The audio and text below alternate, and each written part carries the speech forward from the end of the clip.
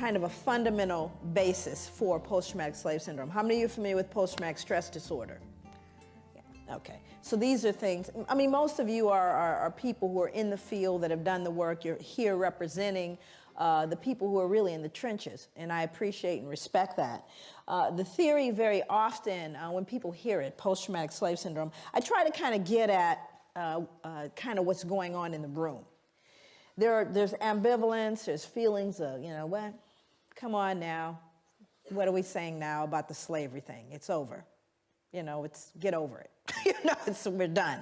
We have that kind of feeling. And how possibly is she drawing a connection between something that happened so long ago in contemporary society? You know, come on, are you trying to find an excuse? Are you trying to blame people?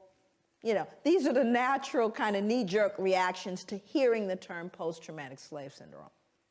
However, I would submit to you that, you know, it's based on research. So I did about 6 years of research specifically looking at violence. My area of focus is violence, and I'll cover that in my PowerPoint. Also, some of you may not be able to see points of the PowerPoint, but we're going to make it available to you, so you don't have to worry about it. There's a website where you'll be able to download my PowerPoint. Isn't that correct? Did I say that right?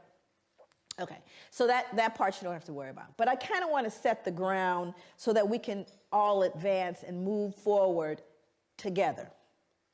Now, the reason I do that, and the reason why I began that way, is because there's an assumption, a fundamental assumption, in a room this size with people very well educated, people very well exposed, that we're all entering this discussion at the same level. And we are not. I can guarantee you we are not. We all have our ideas and our beliefs, and then we all have our experience. For example, the people of color that are in the room, all the people of color that are in this room are arriving in this room at a different level because they have lived in this skin. And we're rarely given any kind of appreciation or understanding of what you have to live with walking through the world with this skin. So you kind of come in at a different level of awareness about the discussion.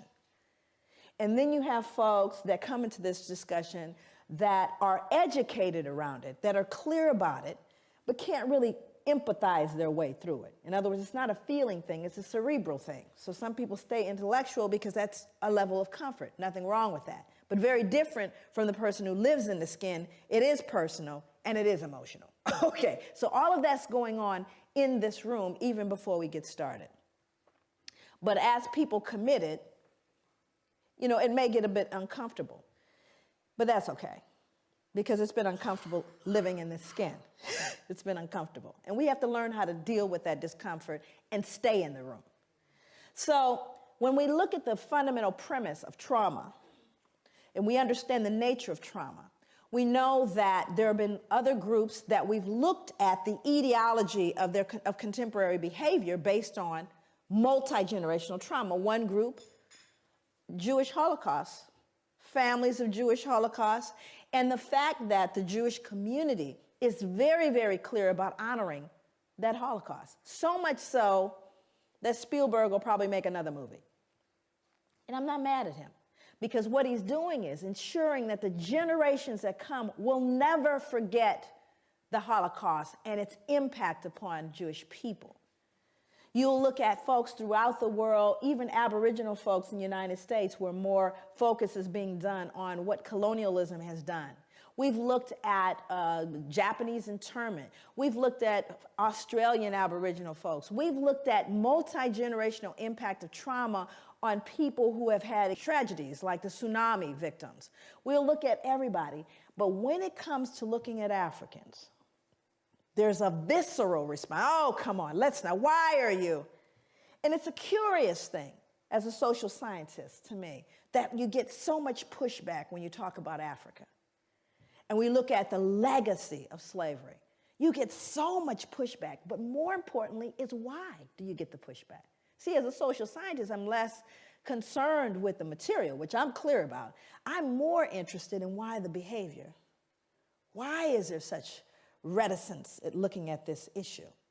And the answer is, when you peel back the layers of this, we peel back everybody's layers. Everyone gets naked in this room, and that's not always comfortable. It's also very comfortable to talk about the other's pathology. And the reason why I think that becomes important is so that when we begin to engage in this discussion, we don't find ourselves falling victim to the fear, guilt, all of that stuff that's not useful to anyone. It's not useful. This means we're going to peel the layers back. And while 246 years, as it were, in American history of American chattel slavery, starting with 1619 to the ratification of the 13th Amendment in the United States, we're looking at 246 years of American chattel slavery.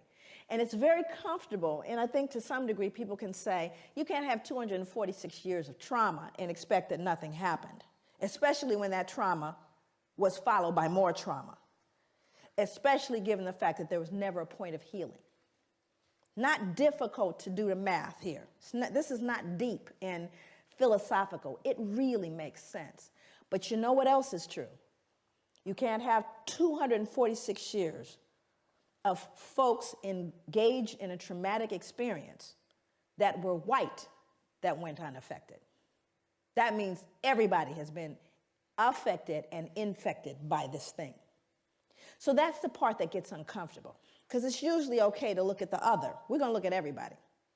This is going to be one where we really show the elephant in the room, and only for the purposes of recognizing that unless we do so, none of us can heal. This is not a process that any of us can do individually by ourselves. This is a collective process. And so therefore, we're all going to be engaged. And it's not just a pointing of fingers at anyone. It's recognizing that you and I, all of us, have been impacted by historical multi-generational trauma. Now, let's look at it very specifically. When we look at trauma in its very, clinical sense, my background, clinical psychology, understanding what trauma is, people can experience a single trauma, one trauma, indirectly, meaning that they didn't have to be present for the direct trauma. Meaning, say, for example, you all heard about 9/11 and taking down the buildings in New York, right? Yes? 9/11. Everybody in the world got told about that. Matter of fact, I think everybody in America got diagnosed with post-traumatic stress disorder as a result of that. But I would submit to you we were traumatized long before that. But there were individuals that were at ground zero, and I know them. My niece was in one of the buildings. So she decided, while she was in one of the buildings, they kept telling her, just stay where you are. They kept saying, stay where you are. We think people should stay where they are. She said, and everything in her mind said, get out. So she got out. Matter of fact, she leapt over the security guard to get out of the building. And it's a good thing she did. But during that time, there were people at ground zero, for example, like my niece. And there were people who watched it on television. And then there were people in other countries who heard about it. So there are varying levels of understanding around this trauma that happened in the United States. There were people at ground zero, were there, saw folks falling out the sky, got videotape footage of it, watched it on television, invited folks over and drank beer. Not traumatized. No trauma. There were people maybe in another country, in Brazil, saw it on television, in psychotherapy right now, can't get on planes, on medication, and people talk softly to them twice a week.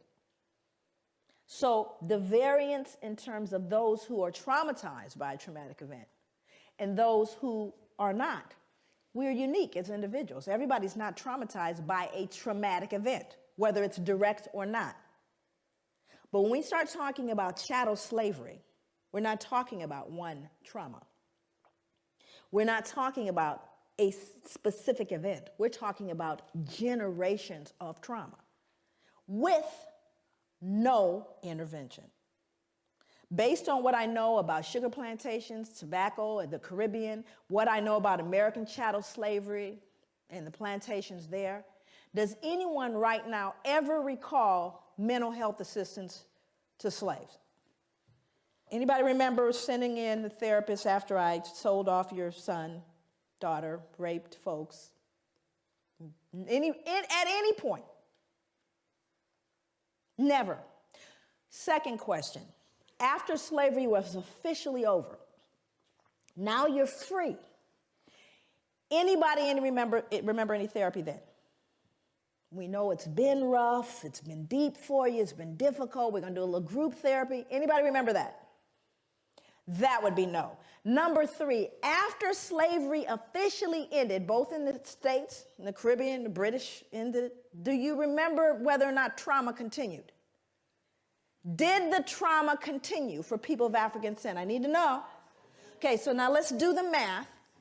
Hundreds of years of trauma, no treatment. Freed, more trauma, no treatment. What do you do the math? Do you think there may be residual impacts of that trauma? Of course there is. It didn't end, friends, and it hasn't ended yet.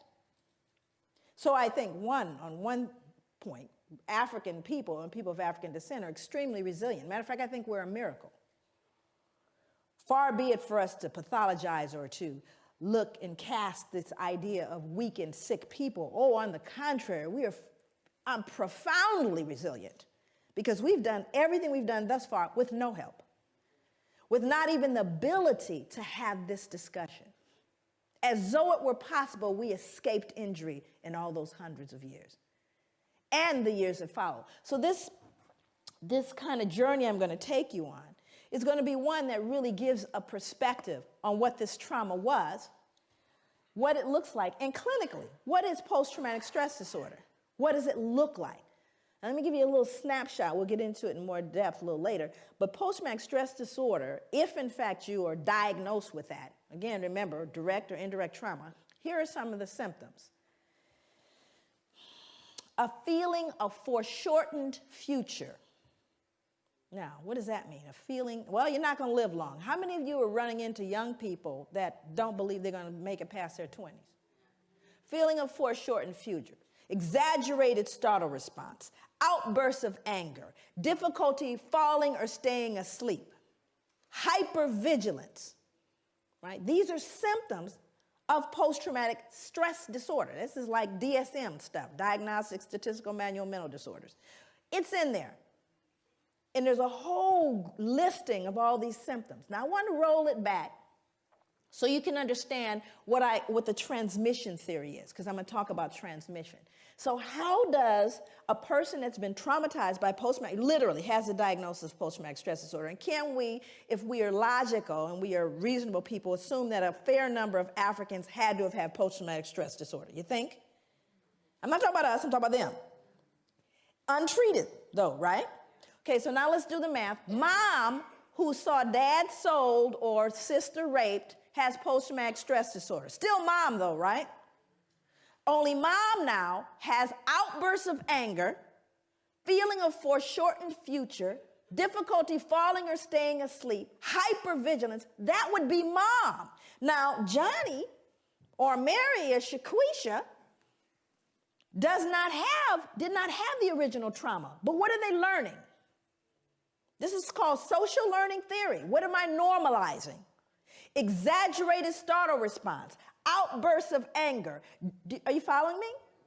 So I didn't have to be traumatized. Now, the other thing is, do you think Johnny and Mary got traumatized too?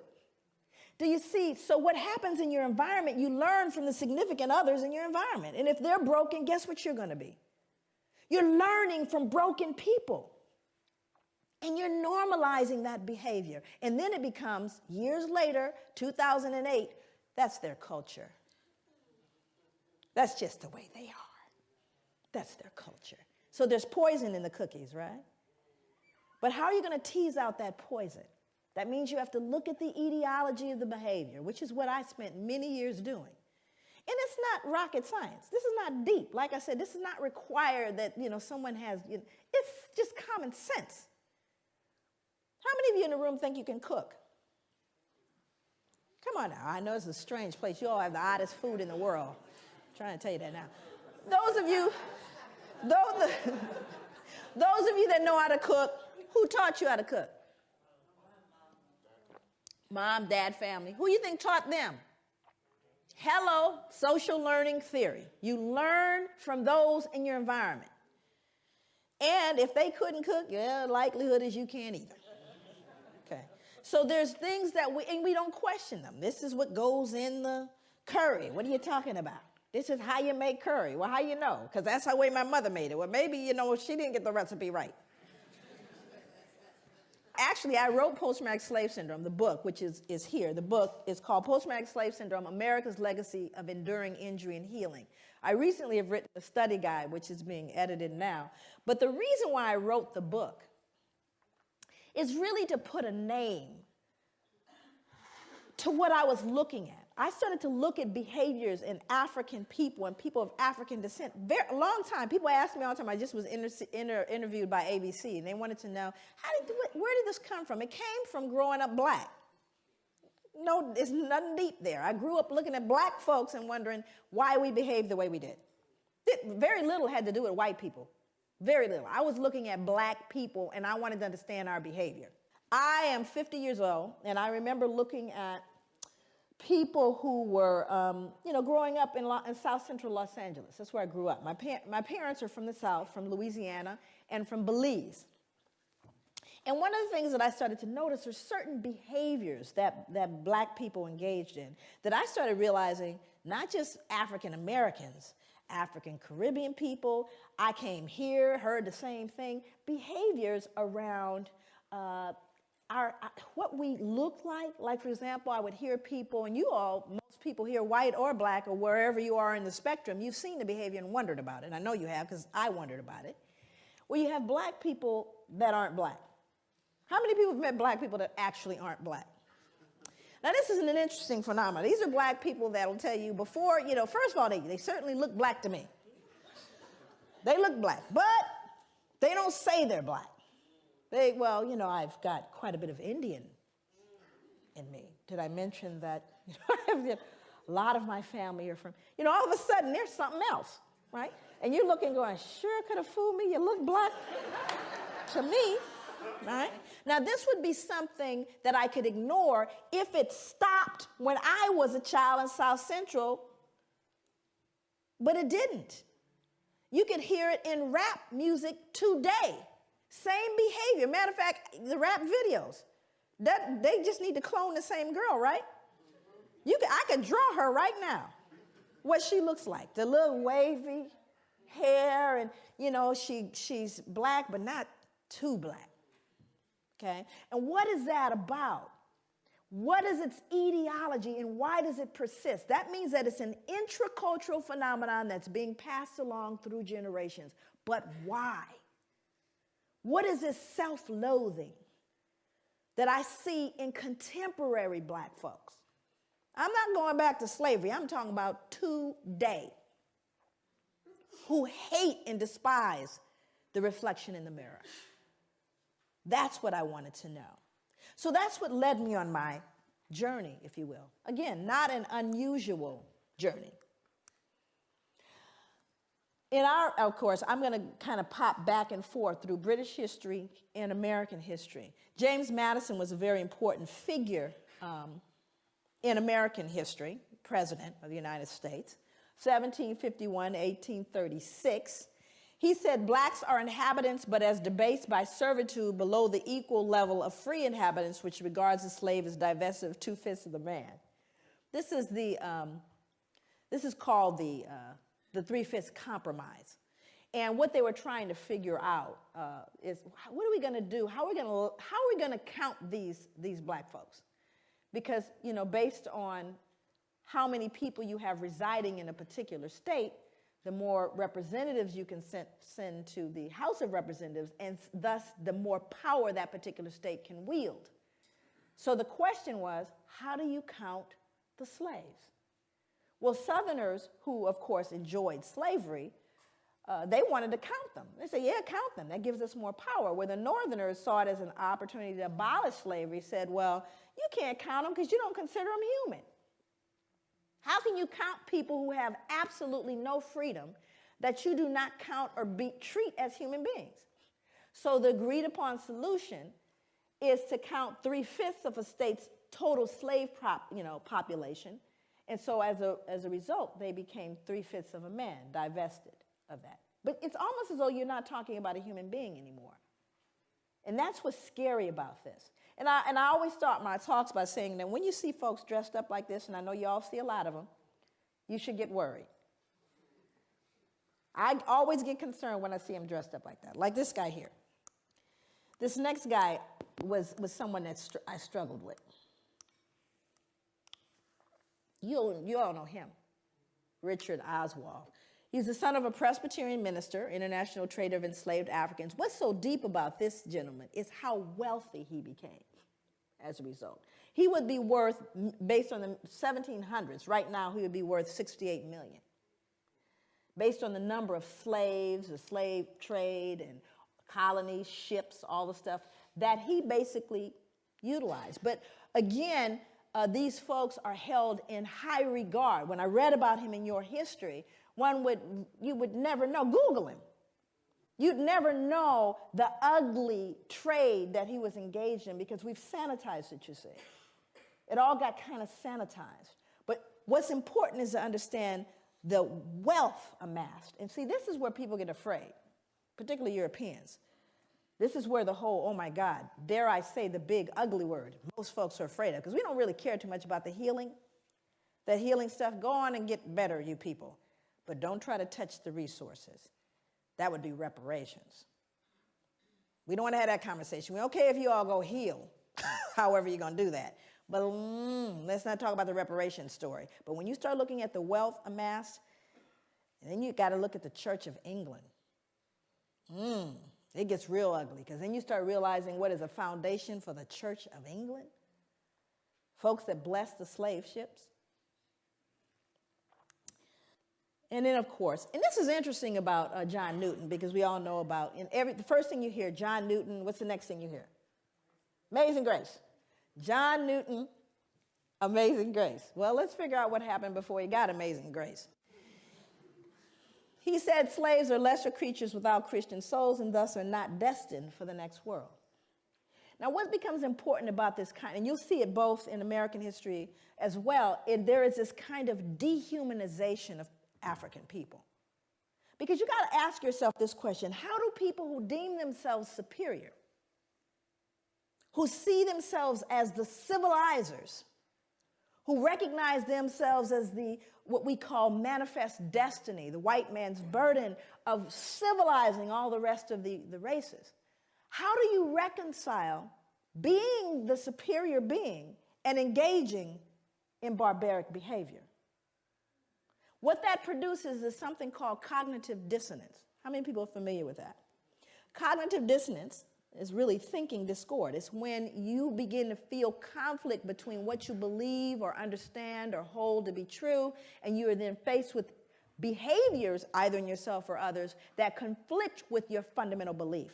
It produces cognitive dissonance. Human beings don't function well with cognitive dissonance. You must remove the cognitive dissonance in order to function. So in order for people to perpetuate slavery and to perpetuate that whole system that lasts for centuries, you had to remove all dissonance associated with it. Can't be anything wrong with me.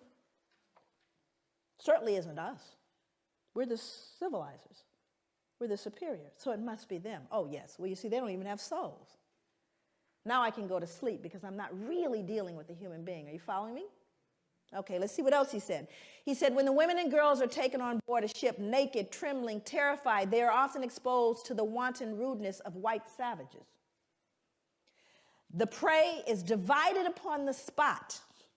Look at the choice of words, the prey. Resistance or refusal would be utterly in vain.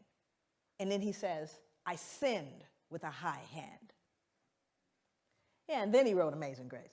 Okay, so it's really important to understand that hand in hand with the behavior was a mindset that is so damaging. You see, I call it the secret. Not the secret that everybody's been talking about, that secret. This secret is the kind that makes you sick. How many people here are in mental health, have done direct mental health treatment with folks? If you've done you know that the secrets make us sick, yes? Isn't it the secrets that cause people the pathology? Right? How long have white people had to hold this secret? How long and how many generations had to stop and pretend Grandpa didn't do what he did? That the wealth we enjoy was not on the backs of some of these little girls. Think about how long one had to keep that secret. And the only thing you could do is either pathologize the other. It's all their fault, because it certainly wasn't great-granddad. Look how well he dresses. Do you understand what I'm saying? So when I say that this pathology goes hand in hand, I kid you not. Then you have science. And whenever we are in a process of trying to legitimize things, it's so amazing. You know, people always say this to me, even black people, when they hear about post-traumatic. Because you know it's not correct unless you can count it and measure it, right? Science is the final. It is the number one. If you can say it's scientific, then you basically trump everything else, right? Science determines reality.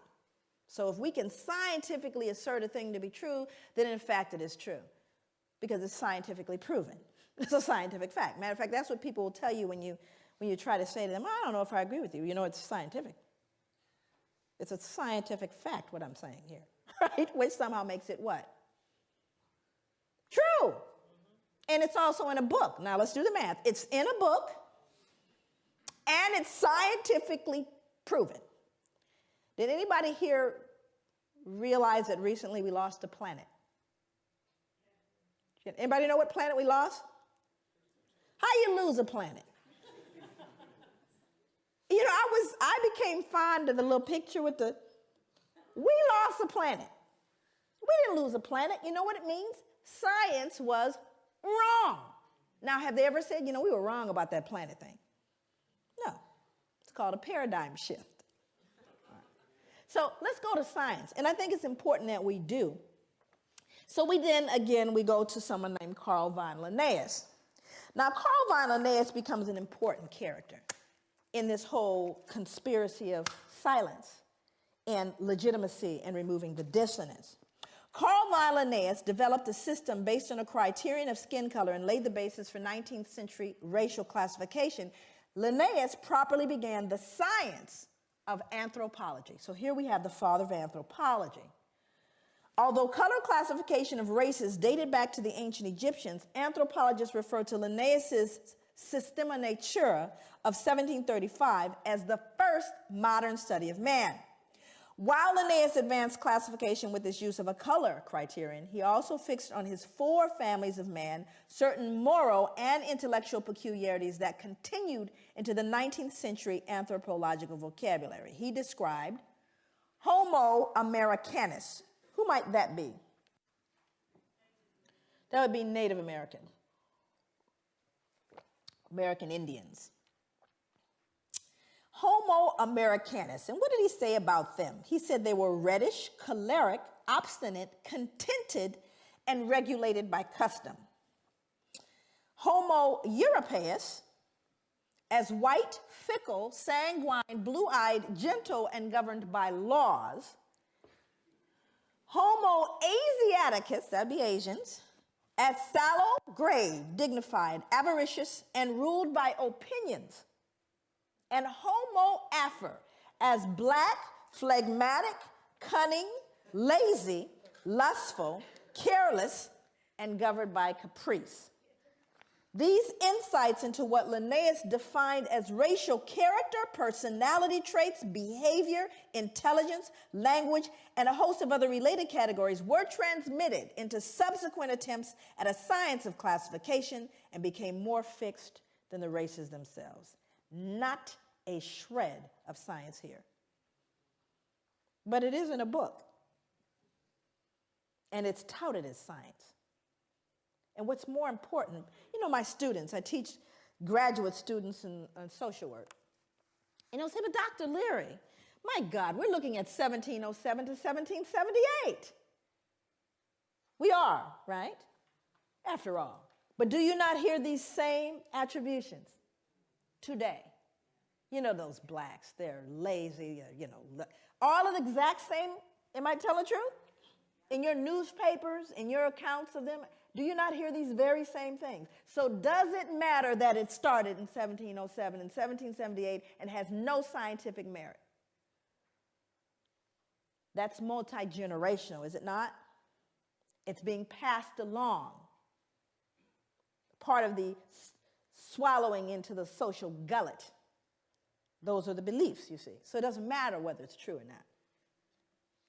And thank you, Carl von Linnaeus.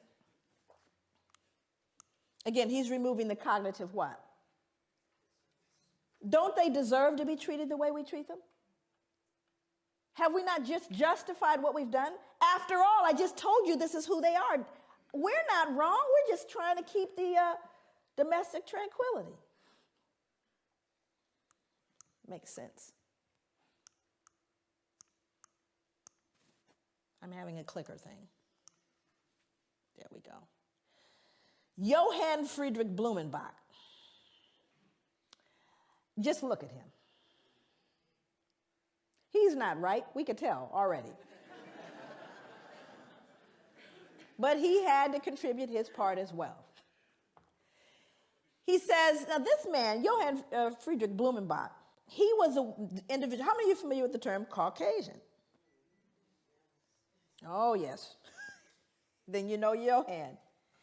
He designated 5 races or varieties of man in the second edition of his work on the natural variety of mankind. His division into Caucasian, Mongolian, American, Ethiopian, and Malayan races, with the added Carl von Linnaeus descriptive peculiarities, became the subsequent basis of most 19th century anthropomedical studies. While Carl von Linnaeus founded his system principally upon skin color, Blumenbach considered a combination of color, hair, skull, and facial characteristics as fundamental means for classifying the 5 varieties of man. Central to his study was the Caucasian, a term which he originated.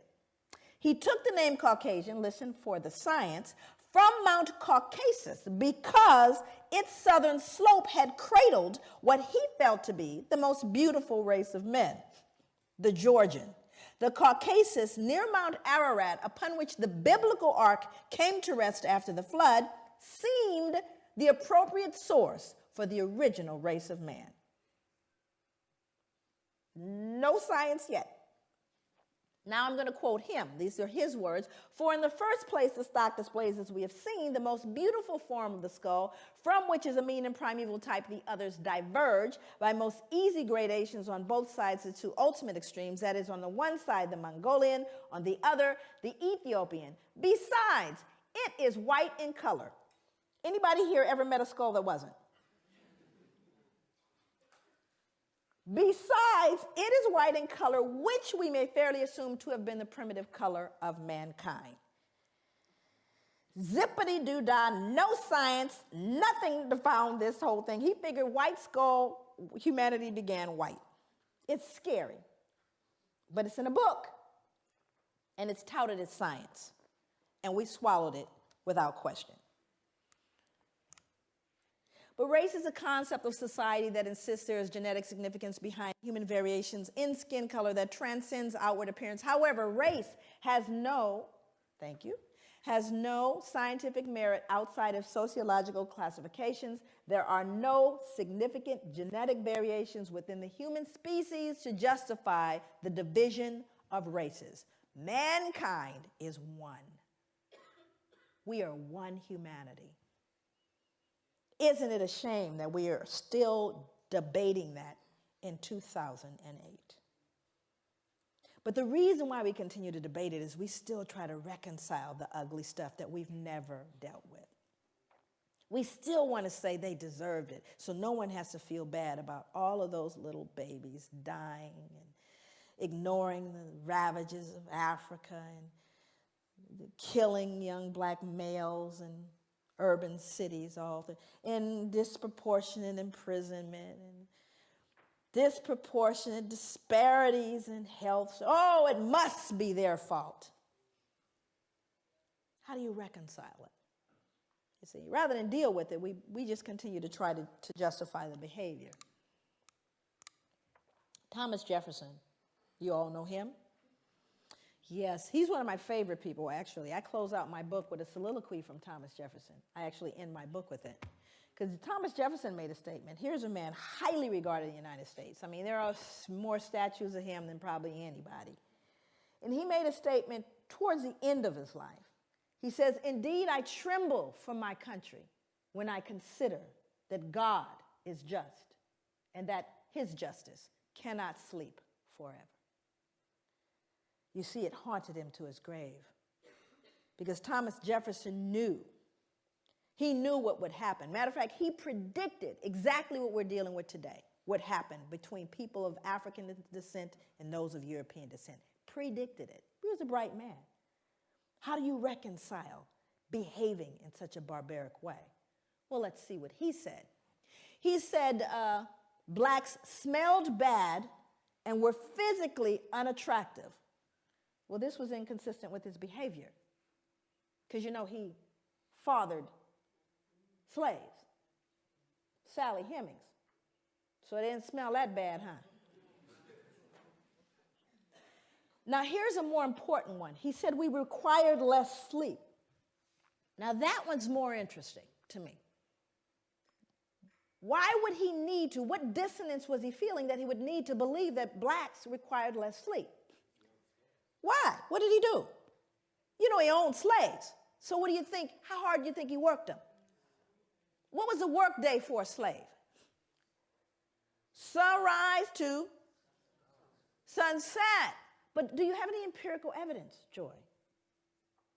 Can you prove that? Because you know, if you can't write it, you know, count it and measure it, it didn't happen in European culture. Is that correct? You got to count it and measure it. How many of you have measurable objectives? Measurable outcomes. You better measure it. I don't care if you tell them. Can you tell your boss really, truly, at the end of the year, we're doing better now? I've been to work every single day I've watched, and I can guarantee you we're doing better. Is that going to fly? That would be no. That means you have to count it and measure it. And if you didn't count and measure, it didn't happen. So when you start looking at the notion of requiring less sleep, that's an interesting thing because I have to believe if I work you that hard. And boy, I got humbled when I found out how hard folks worked in the sugar plantations. Ooh-wee, I got humbled by how hard folks in the Caribbean were worked. But what I decided to do is I looked at the Library of Congress. Most of my work over the 9 years that it took to write the book, 6 years of that was research. The other part of it had to do with doing interviews of elders and reading slave narratives, and there are thousands of them. This is just one taken from the Library of Congress. Sarah Gudger from North Carolina wrote, "Never known nothing but work, never knew rest, felt like my back was going to break. This the gospel truth." Then I looked at what happened in the sugar plantations, and this was amazing.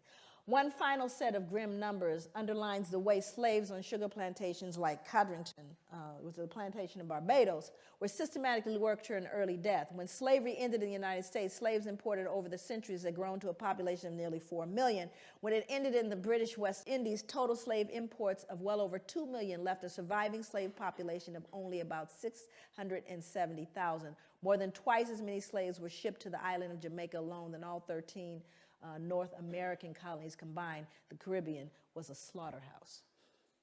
In fact, the reason why there was more importation of slaves to these plantations is because they died so frequently.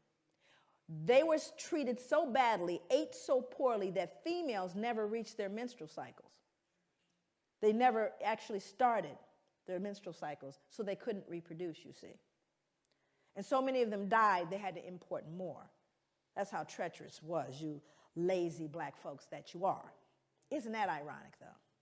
What's so ironic is black people run from the shame of feeling like they're perceived as lazy. I mean, I live with that so much that when I would go to hotels, I would leave it cleaner. Because your mother, everybody's mother taught you, leave it cleaner than you found it. So black folks are so hypersensitive, I was cleaning up the hotel room because I wouldn't want anyone to think I'm dirty, right? Now, other people in the audience that are of color, how much harder did your parents tell you you had to work to get to even? How much harder? You had to work twice as hard. Now, how come I knew that about you? How come I knew that? Think about it. And yet at the same time, white people think we're lazy, you see? But we're so hypersensitive because of the shame, right? And then our ancestors will work to death to death. Recently, they unearthed a slave cemetery.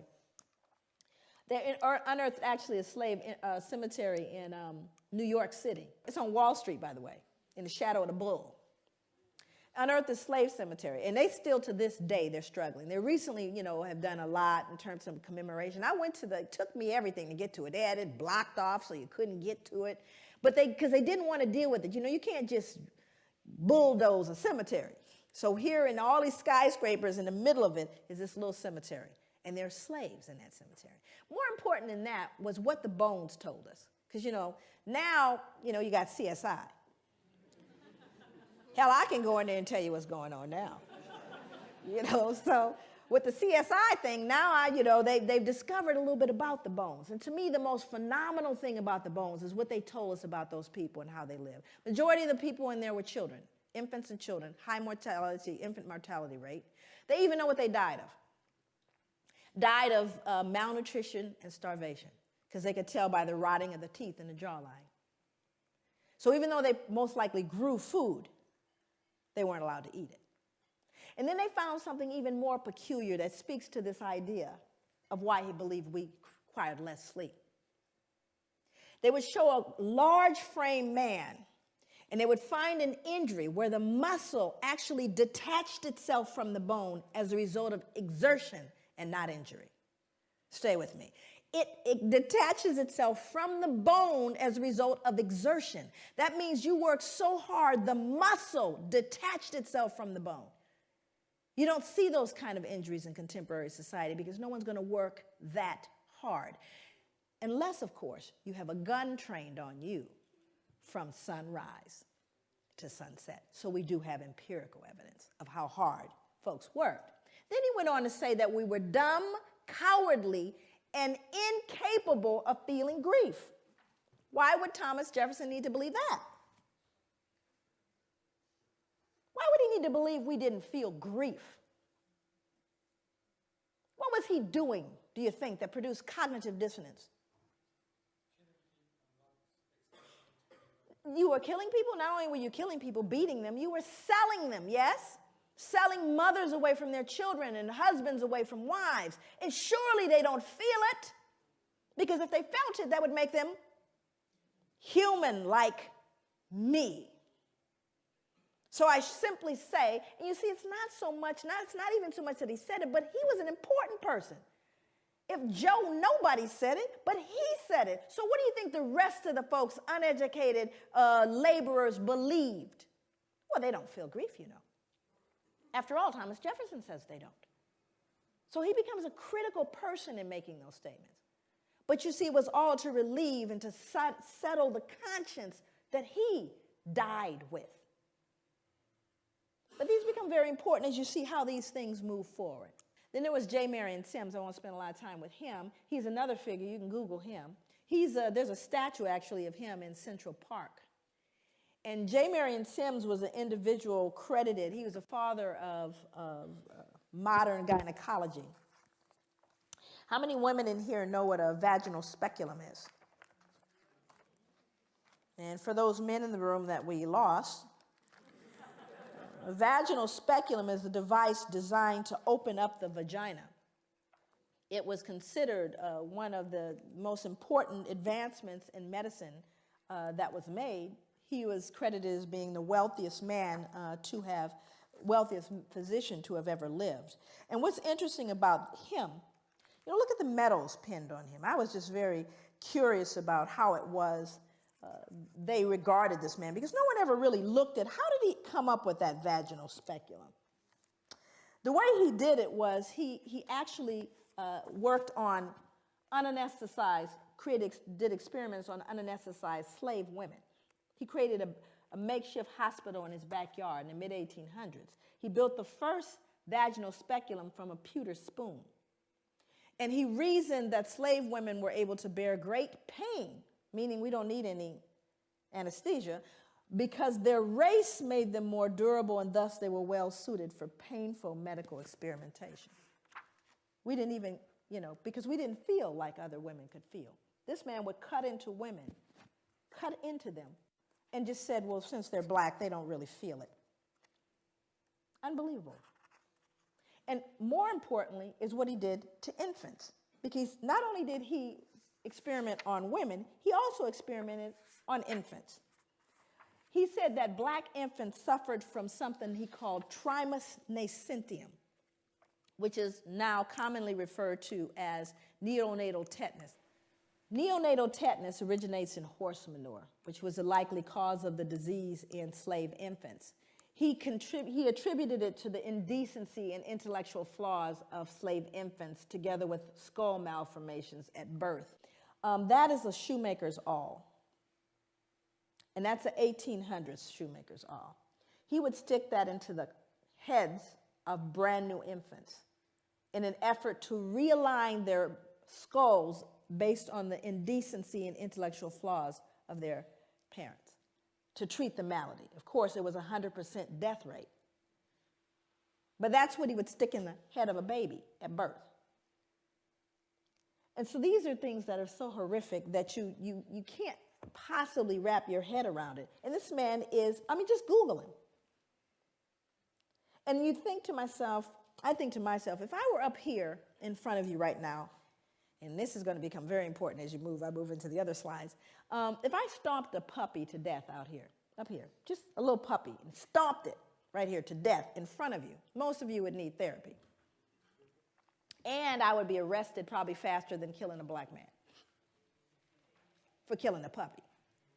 How could you do that? Do you realize how much dissonance you have to remove in order to stick that into the brain of a child? More importantly, the child can no longer be human. Are you understanding what I'm saying? The reason why he could do it is they weren't human. They didn't even feel pain. That's what this man believed. Now, you may look at that and go, those are horrific things from the past. There's a book out right now, not table reading. It's called Medical Apartheid. This is written by Harriet Washington, came out last year. This book chronicles the experimentation on black people up to contemporary day. See, we want to look at the Tuskegee experiments. We want to look at Sims and go, oh, that just still going on. Implicated, Harvard, Johns Hopkins, because we weren't what? Human. So that dehumanization is something that we really got to appreciate. Went on for a long time. Can you go back? Back one more. No white could ever rape a slave woman. The regulations of law as to the white race on the subject of sexual intercourse do not and cannot, for obvious reasons, apply to slaves. Their intercourse is promiscuous. We've now justified raping black women because they can't be raped. We aren't raping them. They're promiscuous by nature. So we can't do it. Forward, one more.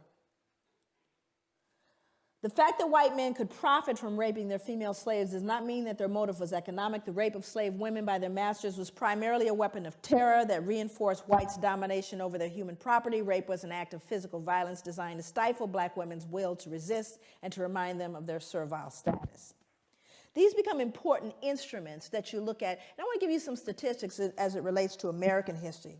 By the mid-1800s, there was over 600,000 mixed-race children born. 600,000. How many of you know what miscegenation is? Miscegenation is an illegal marriage between people of different races. Actually, it was very profound here. That was illegal to marry someone of another race.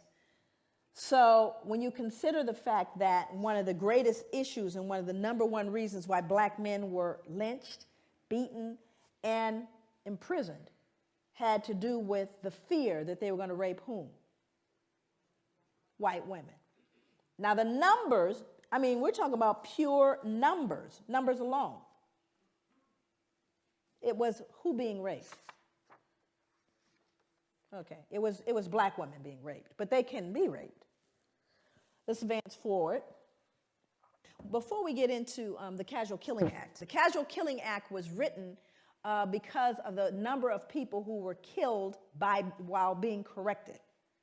Okay, And if any slave resists his master, owner, or other person by his or her order, correcting such slave, and shall happen to be killed in such correction, it shall not be counted felony, but the master, owner, and every other person so giving correction shall be acquitted of all punishment and accusation for the same, as if such accident had never happened.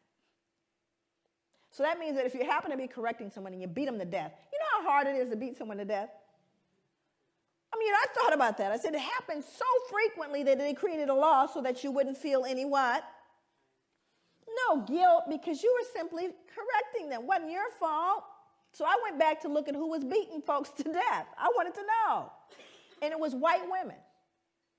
White women were beating black children to death. That's who was being beaten to death. But it wasn't her fault. She was just correcting them. You see, what we do is we rob ourselves of our own humanity when we refuse to look at this stuff. We rob ourselves of our humanity. And that's what people didn't know happened. Going forward, one more. Then you had the mental health folks. This is how we got in. We got in to try to fix it. In the early years of the 19th century, a physician named Samuel A. Cartwright argued that two particular forms of mental illness caused by nerve disorders were prevalent among slaves. One was drapetomania, which was diagnosable by a single symptom, the uncontrollable urge to escape from slavery. So now what we've done is we've now pathologized your desire to be free. Must be something wrong with them. Keep trying to free themselves. And again, it would be funny if it weren't in journals. You see, all of this is to remove the cognitive dissonance. Now we have, look at all the people joining in. You got Linnaeus, you got anthropology, you got physicians. All of them saying, they deserve it. It's not us. We don't need to adjust anything. And if they just tried harder, how about you people just pull yourselves up from your bootstraps? What's the matter with you? The playing field has been leveled. Well, we're going to see if, in fact, it's been leveled. Or is that conjecture? Move forward. Now, I want you to look at this photo very closely, and I want you to see who's in it. More important than the man hanging, because you got to understand the lynchings that occurred in America happened after slavery, not during. Thousands of lynchings happened after slavery, because this is a reaction to white fear of what we would do once freed. But we didn't create a vigilante group to take out white people, but they did create a vigilante group to take us out now that we're free. See, that happened after slavery. They were called the what? The Ku Klux Klan. They don't wear hoods anymore, they wear suits. But they're alive and well all over the world, even here. So, look at who's in the picture. I want you to look at this little girl in particular. You can't see her closely, but she's actually grimacing, like smirking. Now, remember, let's go back to the puppy concept here. She would be loathed and torn up probably if this was a puppy, which means he's less than that, because she's not disturbed. This little girl is not disturbed by this, but she should be, shouldn't she? People always ask me, they go, Joy, what was the impact on white people? There it is, right there. Can't feel any empathy for him. None, zero, zip. There's a little one back here, even smaller. Because whatever she's been taught or told, socialized to believe, makes him no longer human. That's the greatest danger to white people, is that they can't feel it. And there's a reason why white people can't feel what we're talking about. My God, what would you then feel? It's tough. So I've got to believe, oh, it's all over now. It's not my fault. I don't benefit. It's not a big deal. Let's move on. It's not all of those things. But we don't say that to Jewish people. I dare you. But you have to understand, when you unearth this one, that's what we did to our children. Let's move forward. This is a similar photo to the one that is used in Denzel's movie. Now, and again, most important, this is a man that's being burned. Also, I won't read the depiction, but there are newspaper accounts of this. It's written in a book called 100 Years of Lynching by Ginsburg. No pictures, just newspapers that say not only did they burn him, they decapitated him, cut him into pieces, and used parts of his body as things to put on mantles. So people would say, get me a tongue, would you, or a liver, a little crisp, so I could put it on the mantle. Now, again, I want you to look at the folks. I want you to look at who's here. We're not talking about the toothless, big gut, hooded wonder, are we? We're looking at plain old, common, dressed up folks. They're squeezing, please, I want my picture taken. Are you following me? This is somebody's cousin, uncle, somebody. And the ability to do that, dehumanize this man and rob them of their humanity all at the same time.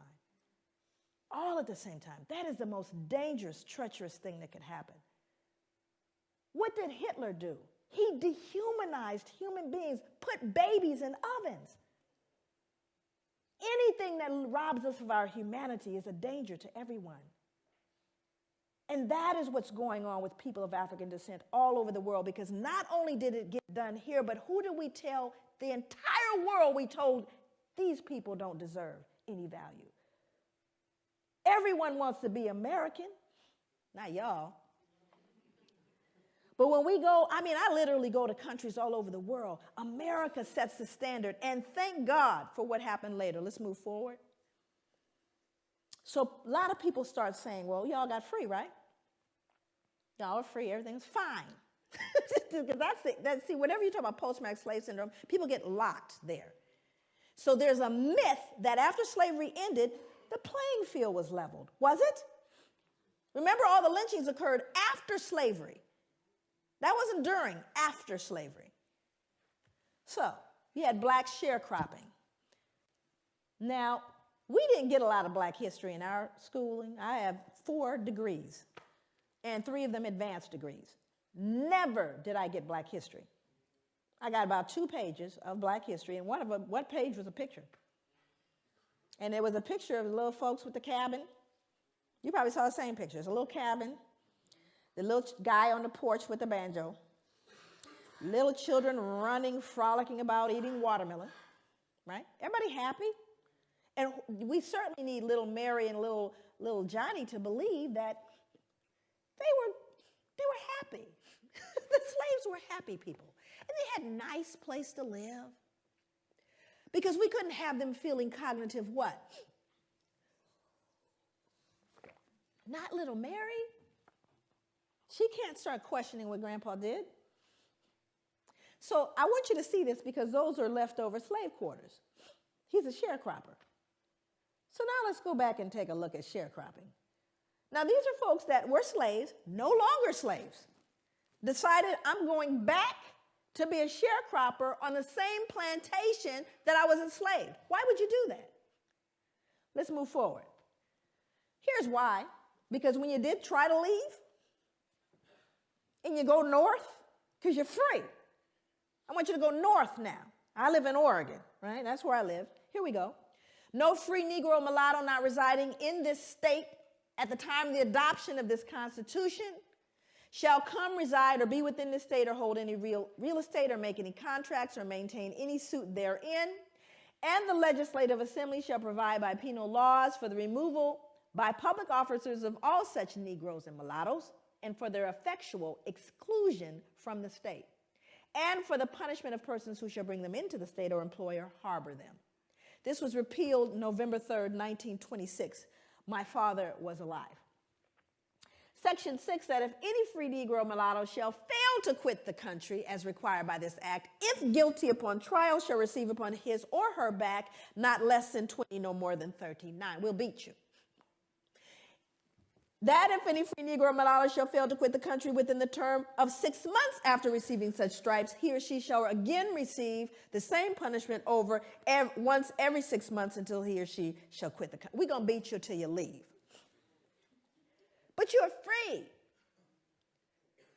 The playing field is leveled. Pull yourself up from your bootstraps. Are you following me? So he went back to the plantation. Let's go back. He went back to the plantation to be a sharecropper because that's the only place he could live. But he can't read or write because it was illegal to educate a slave. So I'm illiterate. I go back and I say to the slave owner, who past slave owner, okay, now I'm coming back to work for a fair wage because I'm free. And the slave owner says, sure, you can come back. So here's what I'm going to do. I'm going to advance you seed, tools, and a mule. In other words, you know, I am going to give you that grant that you want. And we're going to let you work with that. And at the end of the year, we'll settle up. Well, the grant's never enough, is it? And so at the end of the year, he's found owing. And what must he do to pay off that debt? He's got to work it off, yes? And his children have to work it off, yes? That's called debt servitude, or another form of slavery. But you all are free. What are you whining about? Let's move forward. Move forward. So, well, can we lease them? Now, everybody wants to know big issue. You have overrepresentation here. Guess how I know? Overrepresentation in the criminal justice system as its etiology. It was big business then. It's big business now. You're going to get free labor one way or another.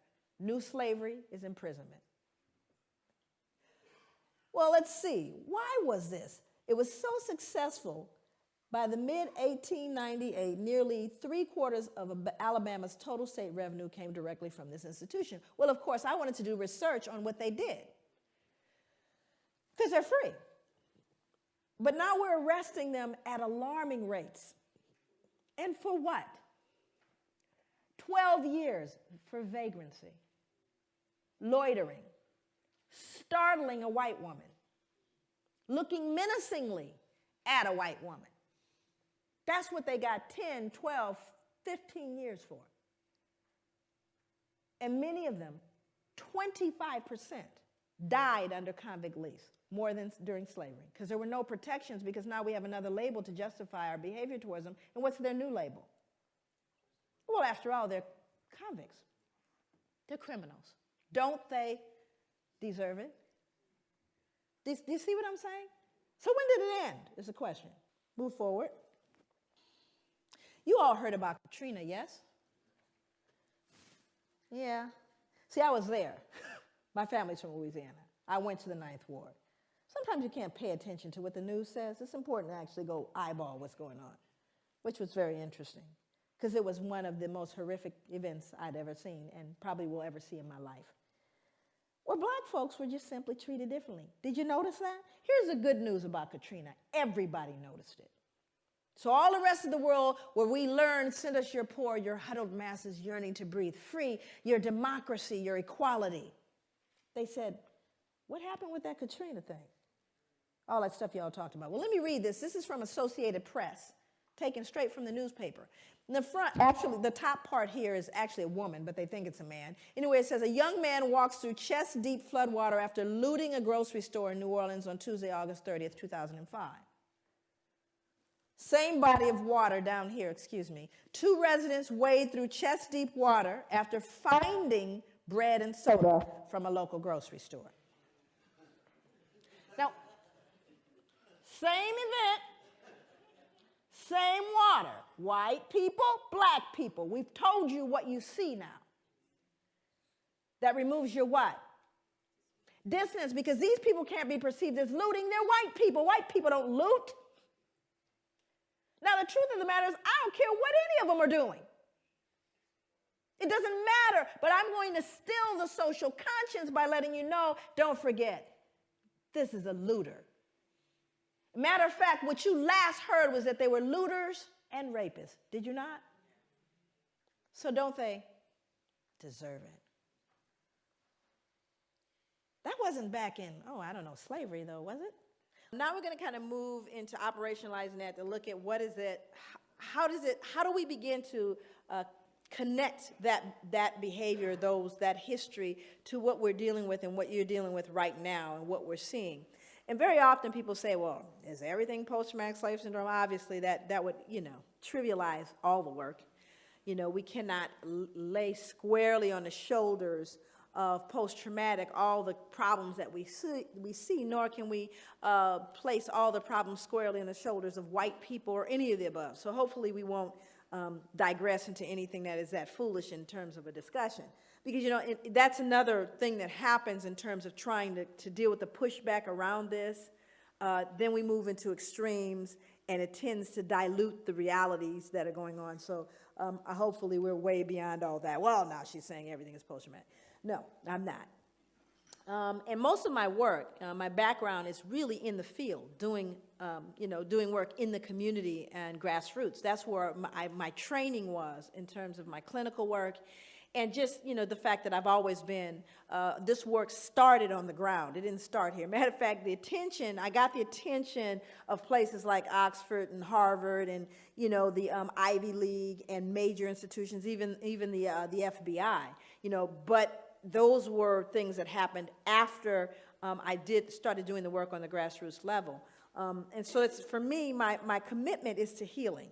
So this is not an exercise in some kind of broad intellectual esoteric. It's really about how do we then take this information and help a person extricate themselves from behavior that they've learned and or been socialized to believe, black and white, and everyone in the middle that has been affected by this. What do we do? So this is kind of looking at the contemporary kind of reflection of the trauma, which is white supremacy and terrorism. That continues. We see that on a daily basis in the United States as well as here. This book is called Breaking Rank by Norm Stamper. Norm Stamper is a 34-year police veteran. He was a chief of police for the cities of San Diego and Seattle. This is a white man wrote this book called Breaking Rank, and he really did. So all I can tell you is he broke rank. I've been trying to meet Norm. Norm travels quite a bit, and he gets a considerable amount of death threats because of what he's done. But he talked about, and this is contemporary, and remember, that's what we're looking at. How does it reflect itself today? I've heard some police officers refer to prostitute slayings or to the slayings of blacks as misdemeanor murders, employing an unofficial code for them, NHI, which means no human involved. Now, these are on telephone calls. These are on calls that you hear on police officers speaking, hey, what do you have? Well, we have an NHI. We have no human involved. It's a black person killed. Do you see what I'm saying? Again, the dehumanization reflecting itself in just their casual involvement with one another. San Diego cops confessed to a myriad other acts of discrimination, including additionally dehumanizing the references to blacks on a radio call, Justin 1113 nigger. 1113 is a code for an injured animal. How many people think they understand what racism is? Show of hands. Come on, you think you know. I'm not suggesting I know. I just have a couple of definitions that kind of came to me as I thought about. How many people think there are white racists? That there are white racists out there? How many think there are black racists out there? Okay. Now, this is an interesting thing because this becomes important as we begin to define concepts. Now, I do that. I usually define concepts all the way. But one of the things that I do is I try to help people get a picture of what I mean by racism. So tell me how it is. The first category is white racism, then we'll deal with black racism. So white racism. Tell me the ways in which white racism adversely impacts the lives of black people. Just what are the ways that white racism can adversely impact the lives of black people as a group? What are some of those ways? I'm sorry? Power, but how is that defined specifically? Education, okay. I'm sorry? Economically, employment. What else? Housing, what else? Policing. Why are we here today? Healthcare, okay. Now, we could actually kind of grow that list. Now we're going to move over to black racism. Tell me the ways in which black racism adversely impacts the lives of white people as an entire group. Thank you. The reason why you become silent, there's one that always comes up, and that's fear. White people are afraid of black people. They are afraid of us. And it's a very interesting thing because black people know it. We know white people are afraid, but you have to start getting into the psychology. What are you afraid of? Why are you afraid? But it's an interesting dynamic. Now, also you see the difference in what racism is, do you not? Racism implies you have not just prejudice, but the power to do something with that prejudice. Now, I don't like you, not only that, but I'm going to control whether you can get, I may say I hate you. I hate white people. I hate them. It's not going to change you getting that, loan when you go to the bank. I can hate you all the way to the bank. Not going to change. Do you see the difference? That whereas white racism says, not only do I not like you, but I'm going to change the impact of where you can live. I'm going to determine with that racism where your powers are. You following me? And I'm talking about as a group, not an individual, because people said, I remember when my uncle didn't. I'm not talking about your uncle. I'm talking about the whole group. I'm not talking about an incident. That's a difference. But white people are afraid. So let's get into how this fear impacts criminal justice. Because if white people in this room are afraid of black people, guess who else is afraid of black people?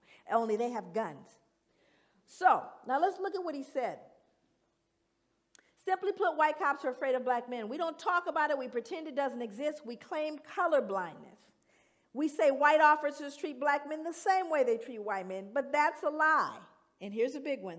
In fact, the bigger, the darker the black man, the greater the fear. Any big black men in here? You got a big old bullseye on you, even if you got the suit on. And it's the truth, because statistics bear it out. The African community knows this. Hell, most whites know it. Yet, even though it's essential, if not the defining ingredient in the makeup of police racism, white cops won't admit it to themselves or to others. He goes on to talk about actually learning it in the academy. Norm Stamper, he told on everybody. He had folks indicted. He now lives in a cabin on a mountain somewhere in the San Juan Islands. That's where he lives. Nobody knows where he lives because he knows they're coming after him, and they have. This is a statement from the book also. Race and class discrimination are all too real in every phase of the criminal justice system, from arrest to sentencing. Impoverished black defendants, and this is going to sound familiar to you, are far more likely to wind up on death row than richer middle-class whites, or the 3,000, and of the 3,700 inmates now awaiting execution nationwide, 43% are African American. Black defendants are not accorded the same due process rights as whites. Their cases are not given the same scrutiny and consideration afforded to white defendants. Not now, not ever, not in this country. This is what the man said. It was dismal. But he doesn't believe it's possible in the current system. So what we have to realize is we need to be realistic about that. So what I have to do is teach my sons how to navigate this, do I not? Doesn't matter what I think and, oh, baby, we are the world. No, this is real. You do have a bullseye on you. When you're in the elevator with the only white woman there, and you're the big black man, she's clutching her purse and she's worried. That's a reality. And if you startle her too much, it used to mean you get lynched. Matter of fact, I think she could scream rape now and you'd get taken down. Now, this is interesting because this has to do with women. My father used to say if a white man has a cold, a black man has pneumonia. And if a black man has pneumonia, a black woman has cancer. It just kind of figures out that way. In 1986, on-duty California Highway Patrol Officer Craig Payer strangled a San Diego State University student named Kara Knott and threw her body off a 70-foot bridge. Motive, she'd resisted his sexual advances. Now let's go back and understand that, and this is an interesting thing. I worked with adolescent and adult male and female prostitutes for 5 years. I don't want you to get that confused. I'm not an ex-ho. I've actually had people say, gosh, she's come along, she used to be. She's done so well. So somehow when I say that, people think I've never been in the life, okay? I work with adolescent, adult, male and female prostitutes as a case manager counselor, okay? And during that time that I worked with folks, it was very interesting to see the perspectives and the behaviors and the attitudes that people had about prostitutes. I mean, when folks want to be, if you want to start off as a serial killer, just go kill the prostitutes. Nobody cares. They don't even CSI don't investigate the prostitute slayings, right? But when we begin to see what's been happening with particularly women of color, you know, just historically, women of color have been fodder for white men. Now, what started in the backwoods or in the cabin with the slaves, it never went away, you know. And I want to speak to this because this is a tough one to swallow too. But imagine they did a study back actually in the 80s, and they asked men across the board, cross races, if you could get away with sexually assaulting a woman, raping a woman, in other words, and there's no possible way that you'll get, you know, penalized for it, or you ever get, how many of you would consider doing it? This is just regular Joe, go to work with the kids. 70%.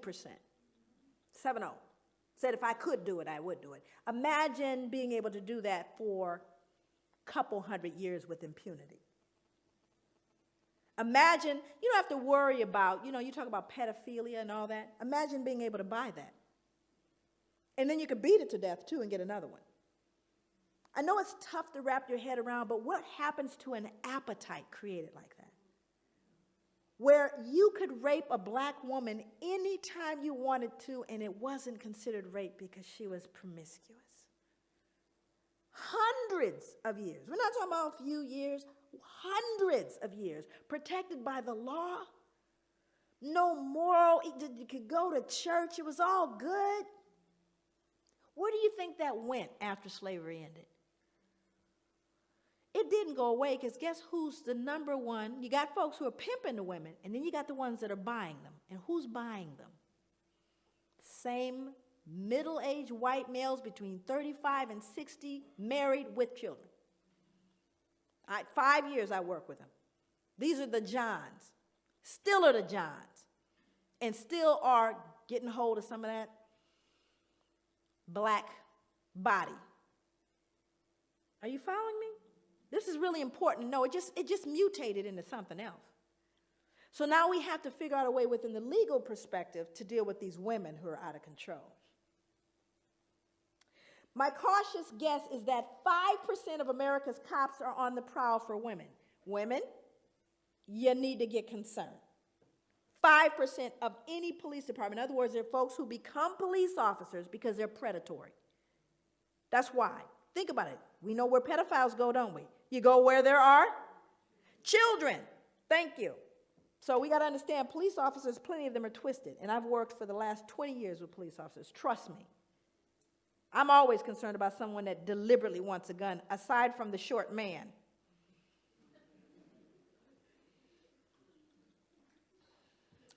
In a department the size of Seattle's, that's 63 police officers. In San Diego, 145. In New York City, 2,000. The average patrol cop makes anywhere from 10 to 20 unsupervised contacts a shift.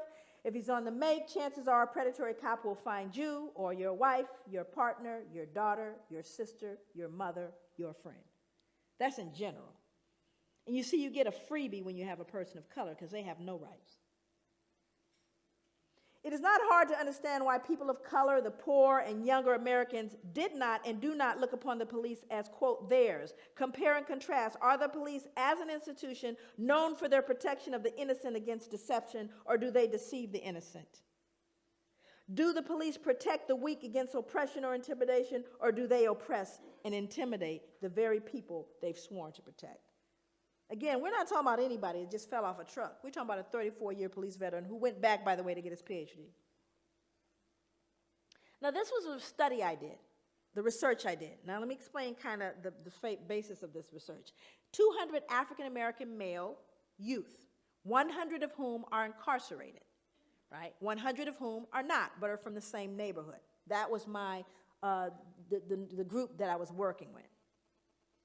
So one of the things that I wanted to do, over here on the right side, what you see is my dependent variable, what I'm trying to predict. And what I'm trying to predict is the use of violence. So what I discovered was the most significant predictor of African American adolescent violence, when I did the multiple, in other words, I put all the variables together to see out what was most significant. The baseline variables of witnessing and victimization, we already know they're going to fall out because they're baseline. We already know that, was respect. The most important predictor, respect. Think about that. How do you get respect as African-American male, period, but a male youth 16 in your society? How does he get respect? Got to get it, though, because he's not going to roll up in a corner and bawl and die somewhere. He needs to get respect. And as black people, I say this all the time, I'll end here, that we can ill afford to swallow whole what is called cultural. We can ill afford to swallow that because there's poison in the cookies.